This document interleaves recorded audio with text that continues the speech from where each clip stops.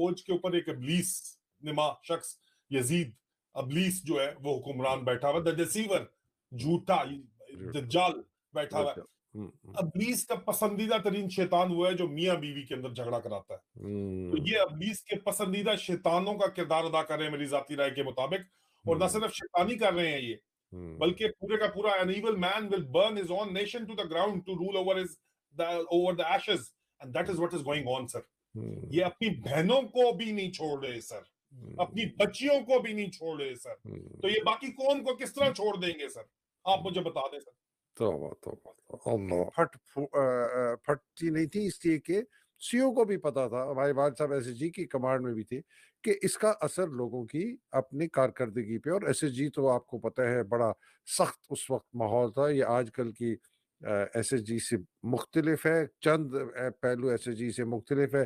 جو صرف جرنیلوں کی گارڈ کرتے ہیں وہ تو بڑے جنگجو قسم کے ایس ایس جی کے بہادر جوان تھے.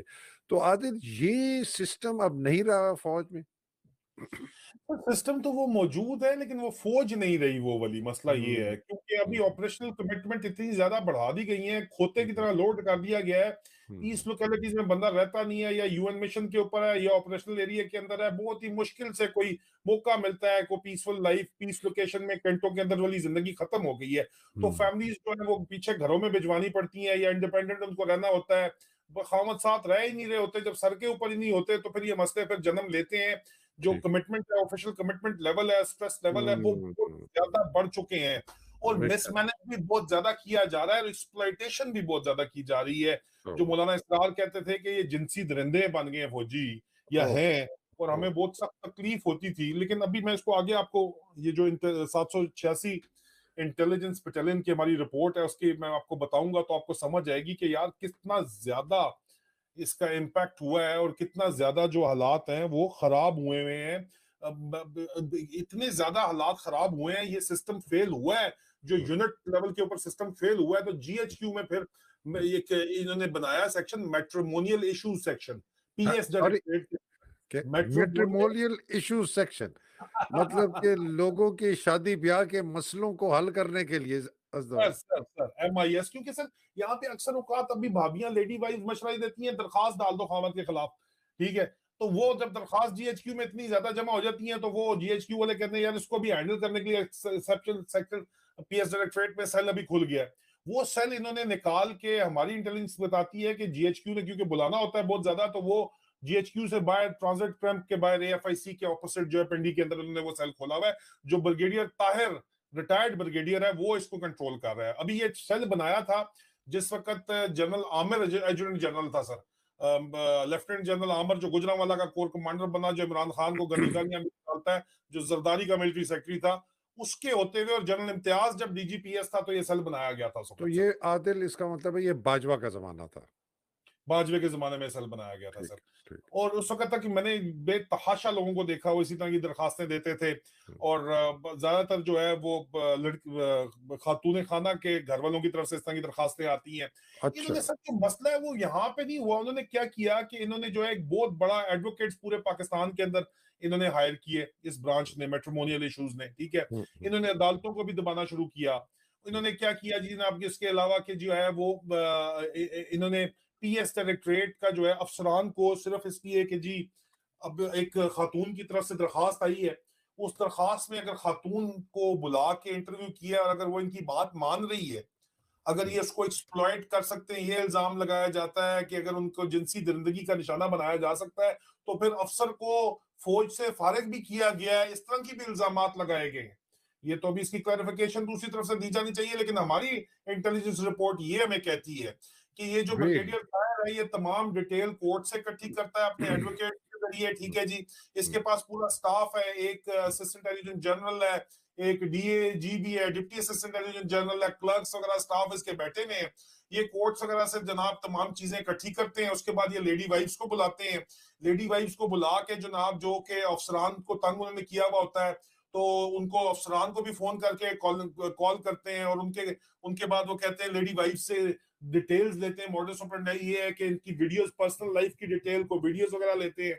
اور اگر وہ اتنی زیادہ تنگ آئی ہوئی ہوتی ہے کہ جان چھڑانا چاہتی ہے یا اگلا بندہ کچھ کر چکا ہوتا ہے، کچھ دوسرا کام آپ کو بھی پتا ہے، فوجی بھی جو ہے وہ جنسی درندگی کے اندر تو بہت آگے نکلے ہوئے ہیں، وہ واقعی ظلم و ستم کر رہے ہوتے ہیں یا چیٹ کر رہے ہوتے ہیں تو اس کی ثبوت وغیرہ لیتے ہیں، اور اگر پھر بھی وہ کہتے ہیں کہ اگر آپ چاہتی ہیں کہ اس کو ہم نکال دیں فوج سے، سکا سکا لیٹر آف تھینکس، تو پھر ان سے فیورز مانگے جاتے ہیں. کیا فیورز مانگے جاتے ہیں؟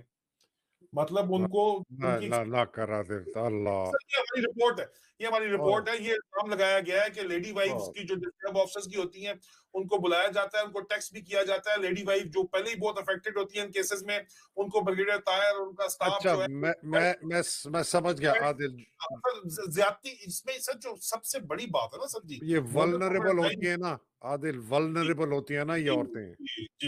اس میں سر کہا جا رہا ہے کہ زبردستی کیا جاتا ہے، اور زبردستی زیادتی کی گئی ہے، جنسی زیادتی جب کی گئی ہے تو افسروں کے آگے جب وہ جا کے روئی اپنے خامدوں کے آگے، تو انہوں نے جا کے ان کو جو افسر لڑے اس سے بریگیڈیئر طاہر سے، یہ بھی ہوا ہے، اور انہوں نے آگے سے بھی ان کو بھی جان چھڑائی ہے، یہ بھی الزام لگایا جا رہا ہے. آپ سر ایک افسر کو کہتے ہو یہ میرا بردر افسر ہے، میرا بھائی ہے، یہ بہن بہن کر کے، بہن آپ آ جائیں، بہن بہن ہو جائے گا، بہن بہن کر کے بات کرتے، اس کے بعد اسی بہن کے ساتھ تم بہن، وہ گالی جو پاکستان کی قومی گالی ہے، جی تو جی وہ جی جی عادل مجھے نا فوج میں ایک بہت تہمتیں لگتی تھی لوگوں پہ کہ یار چلو یہ کرپٹ ہے، یہ جو ہے جی یہ ذرا غلط کام کرتے، لیکن جو سب سے بڑی گالی سمجھی جاتی تھی اور سب سے بڑی تہمت وہ یہ تھی کہ ایک افسر نے کسی دوسری افسر کی بیوی سے شادی کر لی. وہ جو تہمت تھی نا وہ بہت بڑی تہمت تھی. اس کے پیچھے بہت چیزیں تھیں کہ جی یہ افسر اس کے گھر جاتا ہوگا، اس کا دوست ہوگا، اس کی بیوی سے معاشقہ ہو گیا ہوگا، اس کی بیوی سے پھر کر لے. تو یہ بہت برا سمجھا جاتا تھا.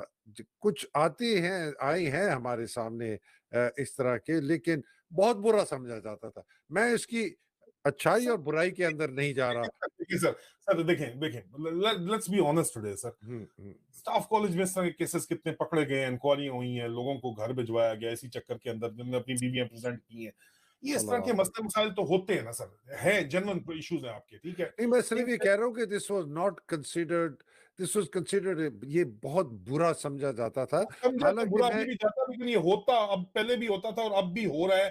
لیکن یہ جو میٹرومونیل ایشوز آپ کو ڈائریکٹ اگلے کی خاندانی لائف کے اندر آپ ایک آفیشل اتھارٹی اگر کسی کو دے دو تو پھر بالکل یہ کام کیا جائے تو ظاہری بات ہے کہ سر یہ اوف ایکسپلائٹیشن تو اوف پھر بہت آسان ہو جاتی ہے سر. اوف اوف اوف اوف اوئے ہوئے ہوئے. اور ہمارے یہ انٹیلیجنس رپورٹ دعویٰ کرتی ہے کہ 100% کنفرم رپورٹ ہے.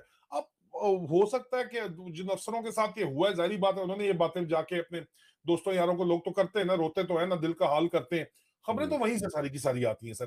لیکن بہرحال اس کے اوپر میرے خیال میں ہم دعوت دیتے ہیں اپنی جی ایچ کیو کو، آئی ایس پی آر کو، کہ اگر وہ اس کے اوپر واضح کوئی بیان دینا چاہیں، اس کی وضاحت کرنا چاہیں ان الزامات کی، تو ہم کھلے عام ان کو دعوت دیتے ہیں کہ ہمارا پلیٹ فارم حاضر ہے، آ کے ان الزامات کو جو ہے ان کی تردید اگر آپ کرنا چاہتے ہیں تو ضرور کیجئے، کرنی چاہیے آپ کو. نہیں اگر آپ کریں گے اور ہماری جو لوگ کہہ رہے ہیں کہ 100% کنفرم ہے، تو اگر آپ اس کی تردید جو ہے وہ آ کے نہیں کرنا چاہتے اور نہیں بتانا چاہتے تو اس کا مطلب یہ ہے کہ پھر ہماری جو انٹیلیجنس رپورٹ ہے 786 انٹیلیجنس بٹالین کی جو کہہ رہے ہیں کہ 100% کنفرم ہے، جو وہ الزامات لگا رہے ہیں یا جو وہ انفارمیشن دے رہے ہیں، جو وہ رپورٹ دے رہے ہیں، وہ پھر کریکٹ ہے. کیونکہ سر مجھے ایک بات بتائیں سر حیدر، جی سر. یہ چکلے چلا کر پوری قوم کو قابو کرنے کا کاروبار تو پاکستان کے اندر ملٹری انٹیلیجنس اور آئی ایس آئی جو ہے وہ کر رہی ہے نا سر، آلریڈی کر رہی ہے، ایگزسٹنگ ہے، کر رہی ہے سر. وہ بالکل عادل. سعید اختر ملک صاحب، میجر سعید اختر ملک نے اپنے پچھلے آرٹیکل میں یہی لکھا ہے کہ وہ لوگ جو کہ دراصل اس کام کے قابل ہیں جو رات کو کیا جاتا ہے، وہ لوگ اس وقت آپ کے فوج کے جرنیل بن چکے ہیں، آرمی چیف بن چکے ہیں، اور اس ملک کے اوپر سربراہ بن چکے ہیں، صدر اور وزیر اعظم. تو آپ جو بات کر رہے ہیں عادل، یہ اس بات کو تو صرف یہی ہے کہ آدمی خون کے آنسو رو سکتا ہے. اور آپ کی میں یہ so let me just understand as a final comment. Brigadier Tariq ایک ریٹائرڈ فوجی افسر ہے. طاہر، بریگیڈیئر طاہر ایک ریٹائرڈ فوجی افسر ہے.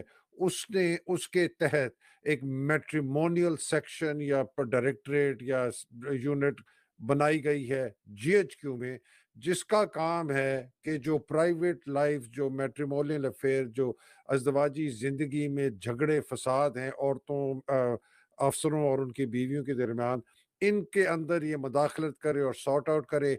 इसका ये गलत इस्तेमाल करके जो ऑफिसर्स हैं उनकी बीवियों से अनड्यू फेवर्स लेते हैं, और वो हम समझ गए हैं कि वो किस किस्म के फेवर्स हैं। बेसिकली ये बात आप कह रहे हैं।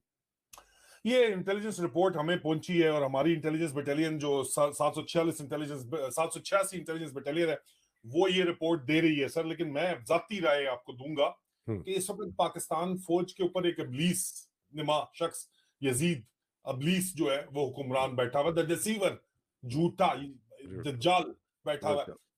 अबलीस का पसंदीदा तरीन शैतान हुआ है जो मियां बीवी के अंदर झगड़ा कराता है।